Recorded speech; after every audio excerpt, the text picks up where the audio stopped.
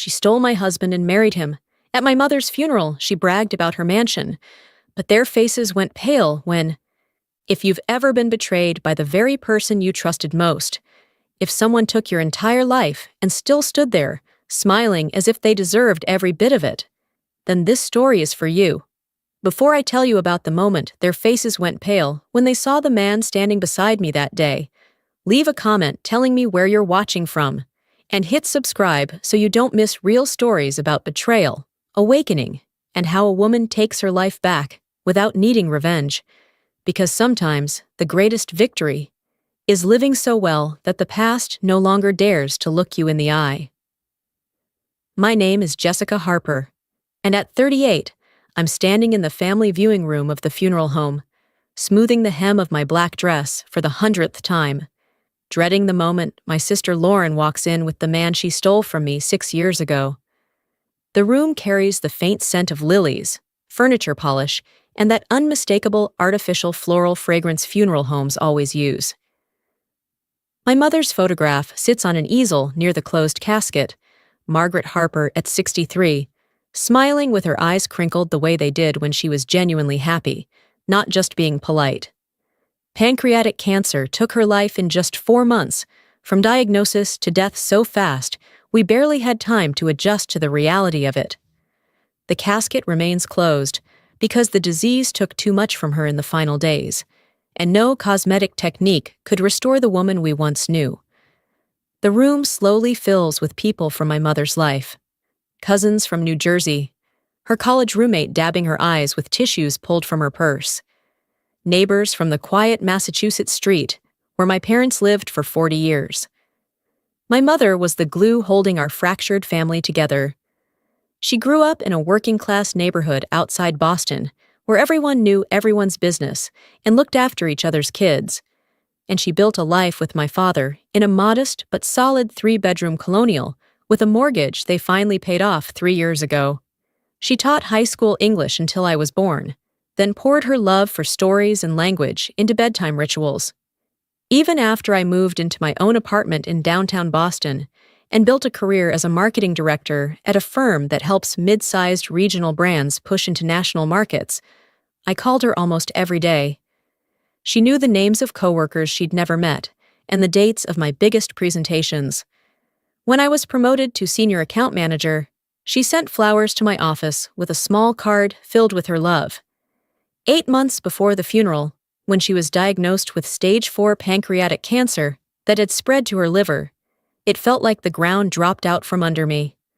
We sat together in the doctor's office, fluorescent lights too bright, chairs too hard, posters on the walls explaining illnesses with cheerfully irritating diagrams, while a doctor younger than me used phrases like aggressive treatment, limited options, and palliative care in a voice trying to balance honesty and compassion, and failing at both.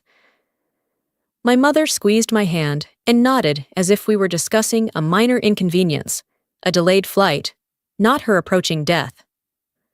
On the drive home, I sobbed so hard I had to pull over twice, my hands shaking on the steering wheel. From the passenger seat, she placed her hand over mine and said in the calm voice that got me through childhood nightmares and teenage heartbreaks, "Jessica, we don't get to choose every chapter of our lives, but we do get to choose how we live them." Despite treatments, clinical trials, and special diets, we all knew her time was short. She faced the diagnosis with remarkable grace, more concerned about my father's blood pressure medication and my stress levels than her own pain. Her final weeks passed peacefully in the way people use that word when someone is dying. No dramatic suffering, just a gradual letting go, surrounded by loved ones in the home where she raised 2 daughters and tried her best to keep them from destroying each other. On a Wednesday afternoon, she passed quietly, her hand gripping mine, her final words barely audible. "Promise me you'll find peace. Not perfection, sweetheart. Peace."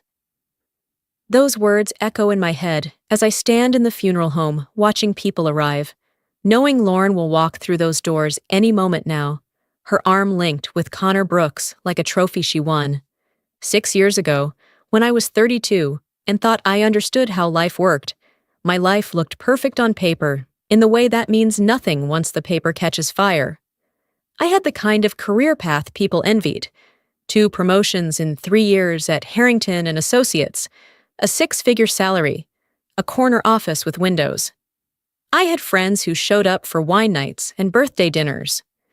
I had a beautiful apartment in the South End with exposed brick walls and a view of the Charles River that made people gasp. But something was still missing. I worked 60 hours a week, ate too many prepackaged salads at my desk while reviewing campaign metrics, and dated occasionally, but nothing serious ever lasted. My relationships ended for reasons that were always vague and insurmountable at the same time. Bad timing, chemistry, wanting different things. All the phrases people use when they don't want to say, "You're fine, just not enough."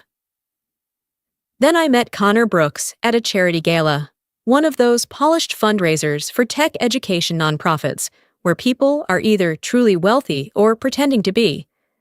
The champagne is good, and the silent auction items range from Red Sox tickets to weekend getaways in the Hamptons. Connor Brooks was captivating in the way certain successful men tend to be, as if they'd been trained from a young age in the art of drawing attention without seeming to try. Dark hair styled to look effortlessly messy, but probably costing $200 to maintain. A suit that fit so perfectly it had to be custom-made, and a confidence that filled the room without tipping into arrogance. At least, that's what I thought at the time. At 36, he had built the kind of success story business magazines loved. A small-town kid from the West who taught himself to code in high school, launched his first startup from his college dorm, sold it to a larger company for millions, then used the money to build another firm focused on disrupting corporate communications through a platform I never fully understood, despite his many attempts to explain it. "Jessica Harper," he said when a mutual friend introduced us, shaking my hand and holding my gaze just long enough to feel intentional. "A pleasure. Allison's told me about your work at Morrison & Klein. The Berkshire Foods campaign was brilliant, taking a regional dairy brand national in 18 months. How did you overcome the distribution challenges?" The fact that he'd researched me, knew my work, and could discuss it intelligently, the way he listened as I explained our strategy and asked follow-up questions that showed he actually understood, it felt like being truly seen after years of being glanced over. We felt an immediate connection, the kind I'd always imagined love would be. We talked for 2 hours about art, travel, and ambition, about wanting to build something meaningful beyond quarterly profits. He remembered details from our conversation and brought them up on our first date 3 days later at an upscale restaurant overlooking the harbor, with crisp white tablecloths, flickering candles, and a wine steward who pronounced every French word as if he'd invented the language himself. That night, I called my mother from the back seat of a taxi, slightly tipsy on champagne and full of hope in ways I'd forgotten I could feel. "I met someone special," I told her, and I could hear her smile when she replied, "He sounds wonderful, sweetheart. Just remember, even wonderful men are still human." Our relationship unfolded with an inevitable momentum, like a stone rolling downhill. Weekend trips to Martha's Vineyard, where we walked the beach, ate lobster rolls, and talked about a future that included both of us. VIP concert tickets, where he held my hand during the slow songs. Intimate dinners where he brought thoughtful gifts. An autographed first edition of a book I'd once mentioned, a scarf from Paris because he said the color reminded him of my eyes. After 18 carefully cultivated months, during a private dinner on a yacht in Boston Harbor, with city lights glittering on the water like promises, Connor proposed with a 5-carat diamond ring. I said yes immediately. My parents were overjoyed. My mother immediately began collecting bridal magazines and imagining the perfect wedding with the enthusiasm of someone who had waited decades for this moment. Connor had the resources to make any wedding dream a reality, and my mother insisted we shouldn't hold back. "You've waited so long for the right person," she said, flipping through glossy pages at the kitchen table. "We're going to do this properly. Ice sculptures and champagne fountains, properly." But my younger sister Lauren, 2 years younger than me, was far more complicated. Growing up, we were close in the way sisters who share a bedroom, share a bathroom, and have a mother who constantly insists they be honest with each other, tend to be.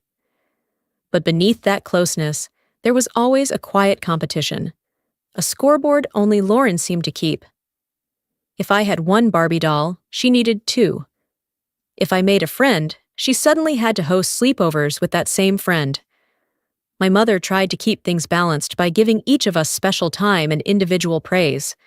"You were my first miracle," she would say to me while we baked cookies. "You're my little firecracker," she'd say to Lauren during impromptu dance performances in the living room. But shared praise never erased the underlying rivalry Lauren quietly maintained. Despite everything, I chose Lauren as my maid of honor because my mother said it would bring us closer, and I wanted to believe we'd outgrown childhood jealousy. When I introduced her to Connor at a family dinner, she praised him effusively. "Connor, that tie is perfect," she said sweetly, actually touching the silk against his chest. "Jessica always had terrible taste until now." I noticed the way she touched his arm when she laughed at his jokes, leaned in closer when he poured wine. But I dismissed it as Lauren being Lauren.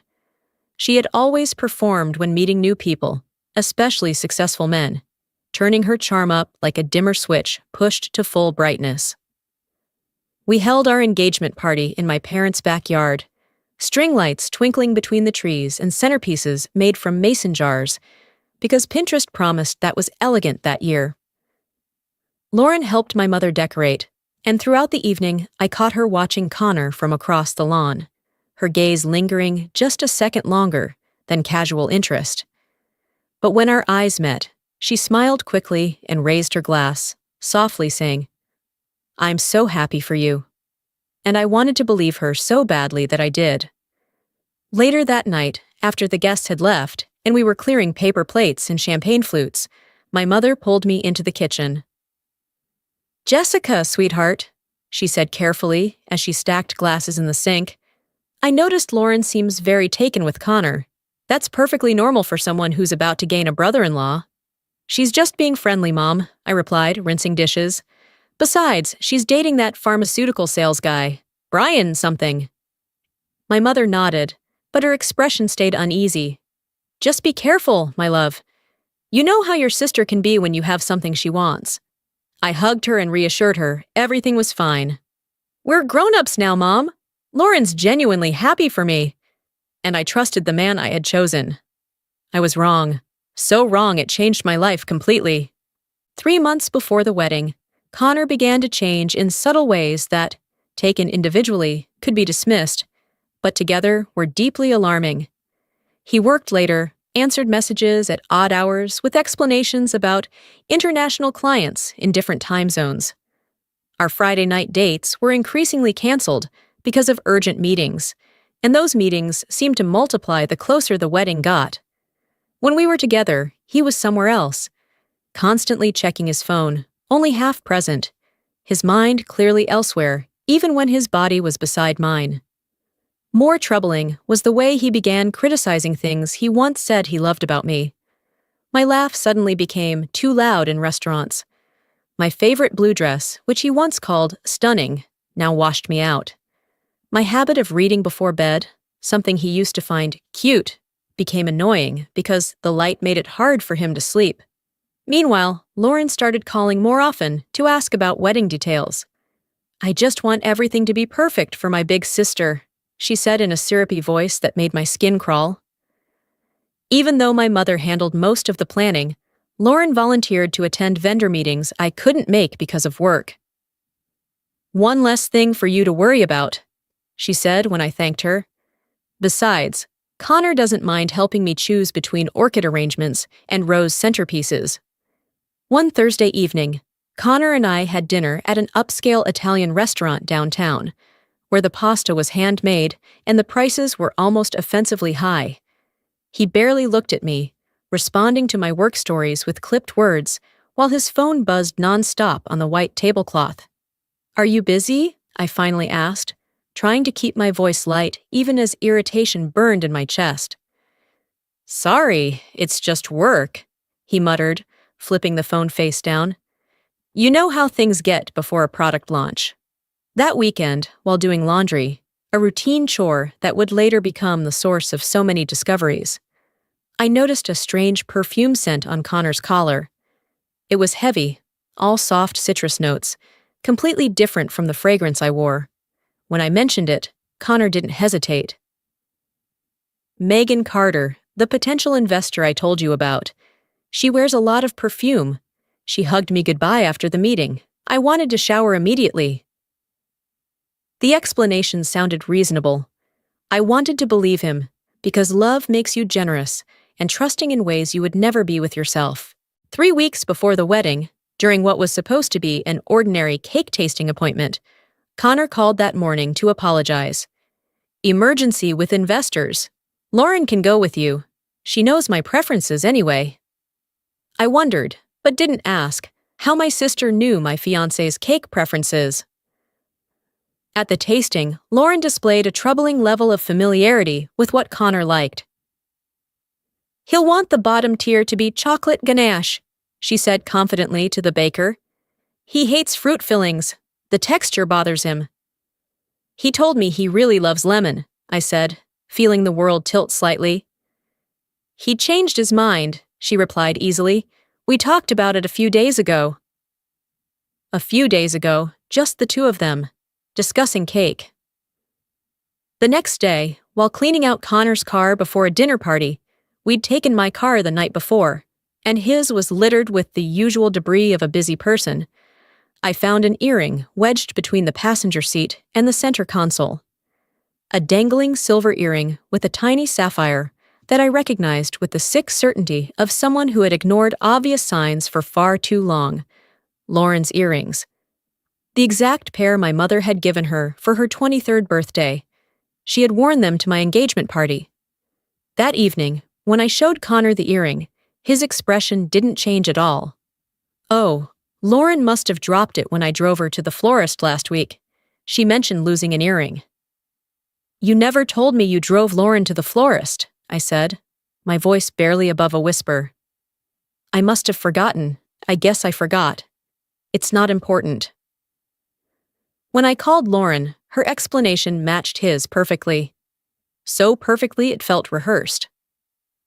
That night I couldn't sleep, my mind replaying every suspicious moment like footage I could analyze for clues I'd missed. The late nights, the secret texts, the perfume, the earring, the synchronized stories, the way they both knew details about each other that couples only learn through time and attention. I started seeing a therapist without telling Connor, trying to separate anxiety from intuition, paranoia from pattern recognition. 3 weeks before the wedding, Connor suggested postponing it.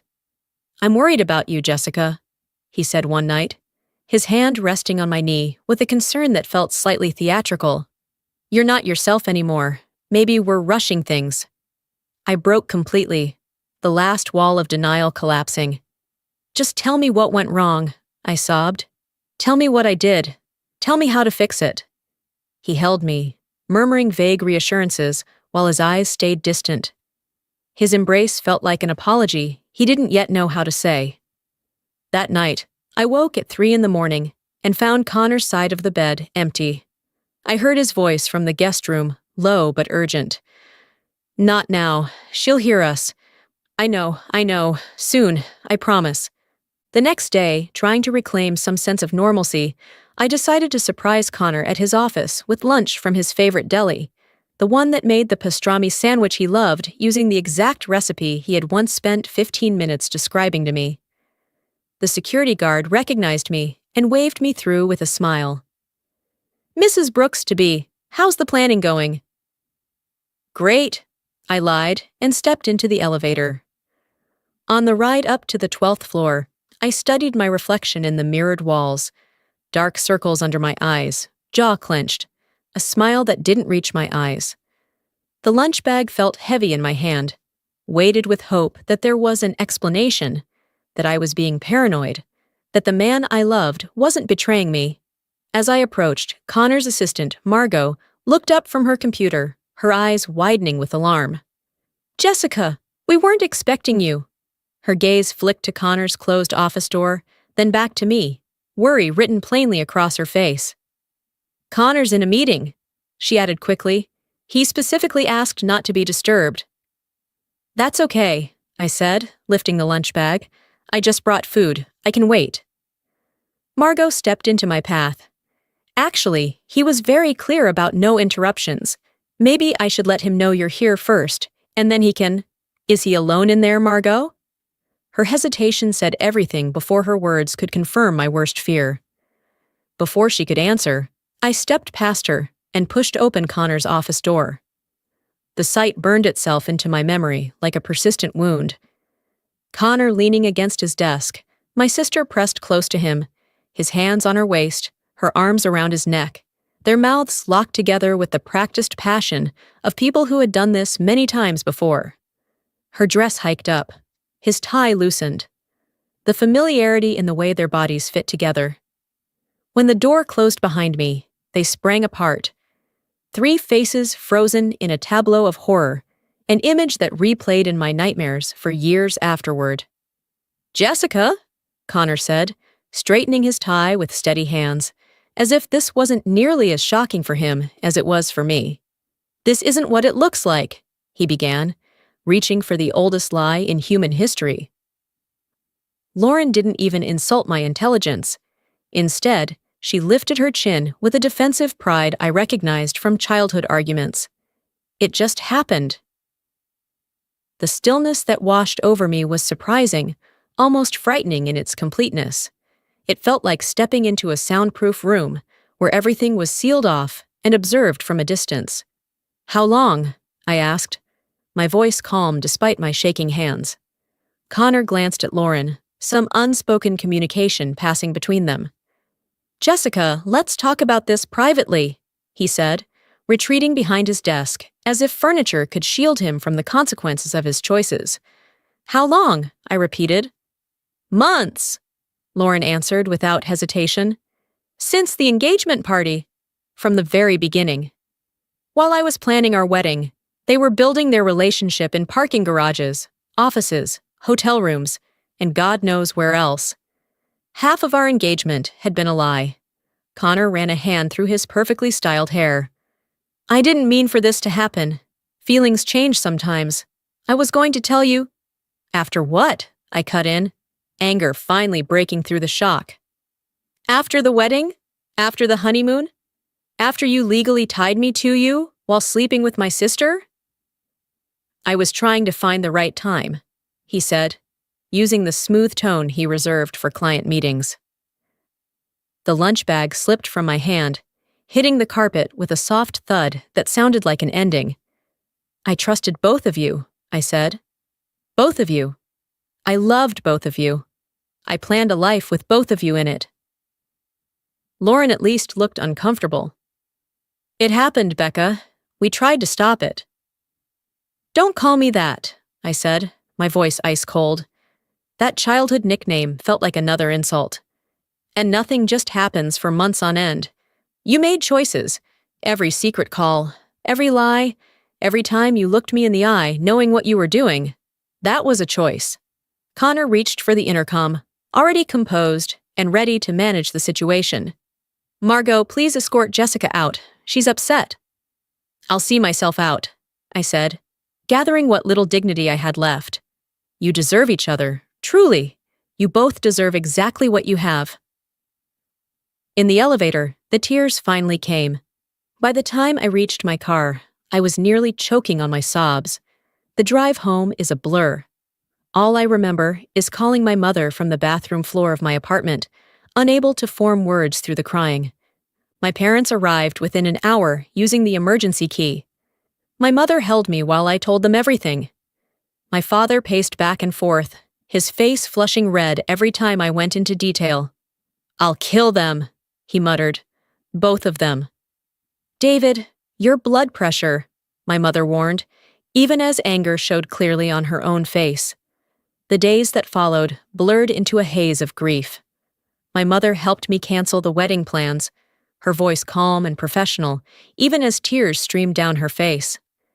My father handled the financial matters, reviewing contracts and clawing back deposits with the ruthless efficiency of a man trying to turn rage into something useful. When I returned the engagement ring to Connor's apartment, I left it with the doorman, unable to face him. I learned later that Lauren had moved her things in, her clothes in his closet, her toiletries in his bathroom, photos of the two of them displayed where my pictures had been just weeks earlier. The scandal spread through our social circle like wildfire through dry grass. Some people sided with me. Others sided with Connor, citing his business influence and social connections. A few admitted they had noticed the flirting between Connor and Lauren, but didn't want to get involved, their cowardice hurting almost as much as the betrayal itself. My mother became my anchor during those dark months. She brought food when I couldn't eat, listened to the same anguished laments over and over, stayed overnight when the loneliness became unbearable. She tried to mediate between Lauren and me, inviting us both to family dinners that inevitably ended in tense silence or explosive arguments. At one such dinner, Lauren's resentment finally spilled over. "You always get everything first, Jessica," she said, her voice sharp with years of accumulated jealousy. "Grades, promotions, the apartment. This time, I got something before you." "My fiancé isn't a prize to be won," I shot back, my voice shaking with anger and pain. "He's someone I loved and trusted." My mother carefully set her plate down. "Lauren Marie, apologize to your sister right now." "Why?" Lauren fired back. "Honestly, Connor chose me. He loves me." I stood up so fast my napkin fell to the floor. "I can't do this anymore, Mom. I'm sorry." That was the last family dinner I attended with Lauren. My father's heart condition worsened under the strain of watching his daughters fight so viciously.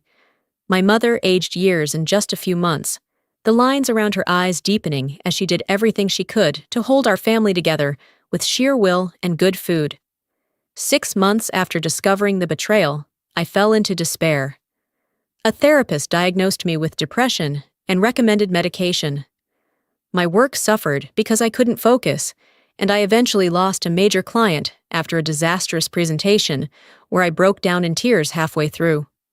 My boss gently suggested a leave of absence, but I knew staying in Boston would only prolong my pain. When a marketing director position opened at our Seattle office, I applied immediately. The interview went well. Perhaps my desperation for change was mistaken for enthusiasm. 2 weeks later, I received the offer. My mother helped me pack, carefully wrapping photos and keepsakes in tissue paper. As we sorted through my belongings, deciding what to keep and what to donate, she asked the question that had lingered unspoken between us. "Do you think you'll ever forgive Lauren?" "I don't know, Mom," I said, folding sweaters without looking up. "Maybe never." My mother was quiet, then pulled me into a tight embrace. "Promise you'll call. Promise you won't shut us out completely." "I promise," I whispered. Saying goodbye at the airport was harder than I expected. My father held me longer than usual, his voice rough with emotion. "Show them, sweetheart. Build a life so good they'll choke on their regret." Seattle felt both exhilarating and overwhelming.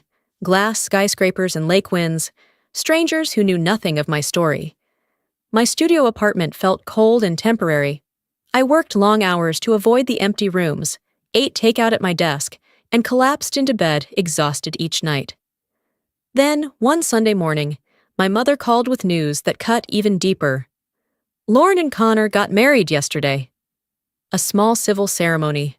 That night was the worst of my life. I drank an entire bottle of wine alone, scrolled through old photos of Connor and me, and cried until my eyes were so swollen I couldn't open them. But when the morning light slipped through the curtains, something shifted. This would be the last day I let them control my happiness. I deleted the photos, blocked them on social media, took a shower and imagined the pain washing away. At work, I poured myself into projects with a new focus. My boss noticed and gave me bigger clients.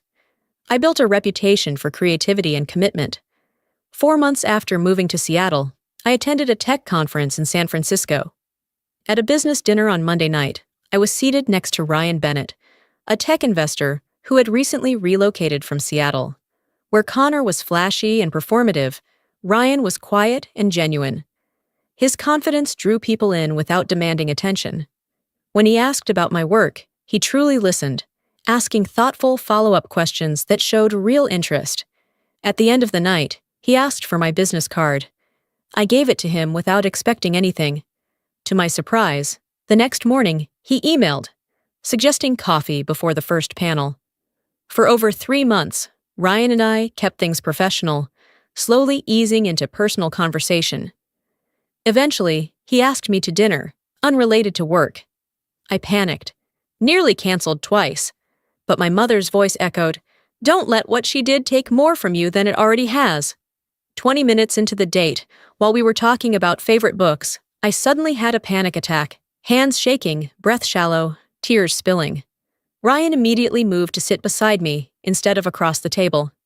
"You're okay. We can leave, stay, or just sit quietly. Whatever you want." He drove me home without pressing or questioning. The next day, flowers arrived with a note. "No pressure, no expectations. Just hoping you feel better." That night, I called him and told him everything about Connor and Lauren. He listened without interrupting, then shared his own story of betrayal. His wife had left him for a business partner, taking half of the company they built together. Over the months, we built a friendship first. Ryan never crossed my boundaries, always present without asking for more. When I panicked, he knew exactly how to help. Grounding exercises, gentle humor, and quiet presence. 1 year after moving to Seattle, I barely recognized my life anymore. Promoted to senior marketing director. A private office overlooking the river. Real friendships. And Ryan. Unlike Connor's flashy charm, Ryan's love showed up in quiet, steady ways. He remembered small details. Oat milk in my coffee. My favorite podcasts. He respected my independence while supporting me without hesitation. On a weekend trip to Michigan wine country, while we were walking through the gardens at sunset, Ryan stopped beneath a climbing rose arbor. When he knelt with the ring box, a flicker of panic crossed my mind, but his next words erased it. "You don't have to answer today. I just want you to know that whenever you're ready, tomorrow or next year, I'll be here." Tears spilled down my face, not from pain, but from being loved without conditions. "Yes," I whispered. "I'm ready." The ring was nothing like Connor's flashy diamond, a simple emerald surrounded by small diamonds, elegant and understated, just like our relationship. That night, I called my mother with the news. She cried with happiness. "He sounds wonderful! When do you introduce him to us?" "Soon," I promised. We planned a small wedding, 30 guests at a historic venue in Seattle. Our wedding day was warm and full of joy. My father walked me down the aisle and whispered, "I haven't seen you this happy in a long time, sweetheart." We bought a brownstone, renovated it together, built our careers side by side. I was promoted to vice president. Ryan's investment firm continued to grow, but Ryan remained my steady ground. Then my mother was diagnosed with cancer. We flew to Boston immediately to explore treatment options together. I took a leave of absence to care for her, temporarily moving back into my childhood home. In her final weeks, my mother kept urging, "Promise me you'll try to be there for Lauren. Life is too short to be so estranged." I promised, not knowing if I could keep it, but wanting to give her peace. When my mother passed, I called Lauren immediately. It was our first direct contact in years. "Mom is gone." She took a deep breath, then said, "I'll be there in an hour." The next day at the funeral home, I stood in the viewing room, dreading that Lauren would arrive with Connor. Eventually, the doors opened, and there they were. Lauren entered in an expensive black outfit, her diamond ring catching the light. Connor looked uneasy beside her. Her eyes swept the room until they found me, a flicker of satisfaction crossing her face. She walked over, tilted her head so the ring caught the light just right, and smiled with that cold smile only sisters can manage. Poor you, still alone at 38. 6 years of preparation condensed into that moment. I smiled back, feeling something unfurl in my chest like wings. "Have you met my husband?" Her expression shifted. "Husband?" "Ryan?" I called. He stepped to my side, tall and confident, genuinely glad to be there even at a funeral. When Connor's eyes landed on Ryan, he froze, eyes widening, then quickly smoothed his face into neutrality, as if seeing Ryan meant nothing. But his hands betrayed him. He rubbed them together twice. He only did that when he was nervous. "Bennett," Connor said, his voice tight. "Brooks," Ryan replied coolly. "How long has it been? 7 years? Not since you lost that bidding war." "You're married?" Lauren asked, her voice shaking. 2 wonderful years, I said, taking Ryan's hand. "Ryan Bennett," she repeated slowly, processing. "Of Bennett Capital?" "That's right," Ryan said pleasantly. Connor tried to recover. "Bennett, we should meet. Discuss potential collaborations." "My schedule's pretty full," Ryan replied. "Have your assistant contact mine." As the funeral director called us to begin the service, murmurs followed. The connection between Ryan and Connor was known in certain circles, and people were eagerly putting the pieces together. The funeral unfolded in both grief and unexpected calm. I delivered the eulogy, honoring my mother's kindness and resilience. When Lauren stood to speak after me, she managed only a few sentences before breaking down, tears streaming uncontrollably.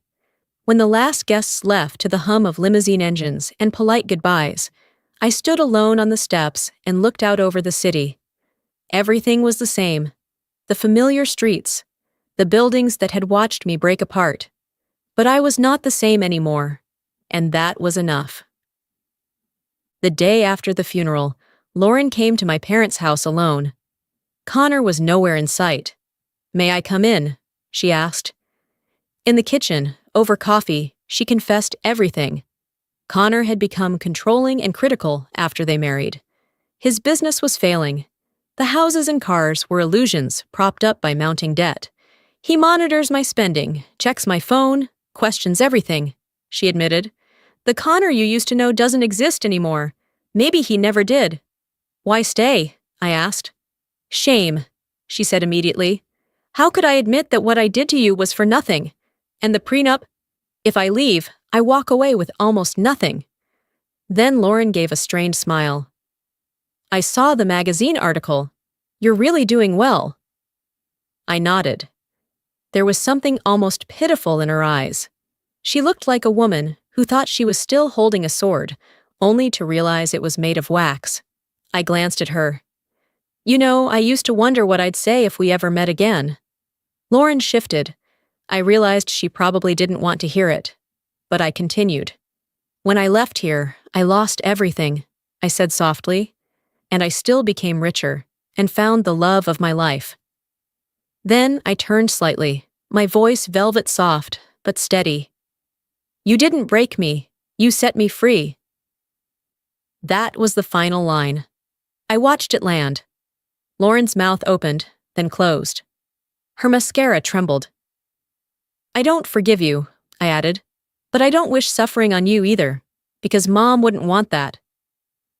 That day, we spent hours together, going through our mother's things. "What will you do next?" I asked, as she prepared to leave. "I'll file for divorce when my lawyer says the timing is right," she said. "Rent a small apartment. Start over." The plane lifted off the runway in silence, so smooth it felt like the past had finally learned how to let go. I rested my forehead against the window, watching the city shrink below. Endless ribbons of lights, neighborhoods that once carried my name in memory, places that had held me in place with pain. They couldn't hold me anymore. The weight I'd carried for so many years slid off my shoulders, light as dust brushed from silk. Ryan sat beside me, already asleep, his head tilted slightly toward the aisle. Even in sleep, he radiated steadiness, safety. I looked at him and smiled. Not because of who he was in my life, but because of who I had become standing beside him.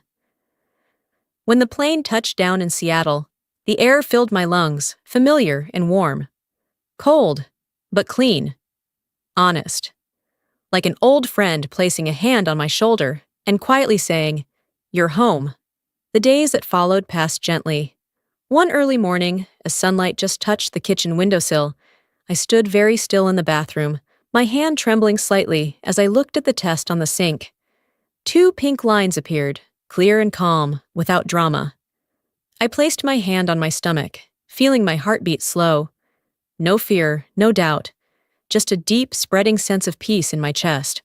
When I told Ryan, he didn't speak right away.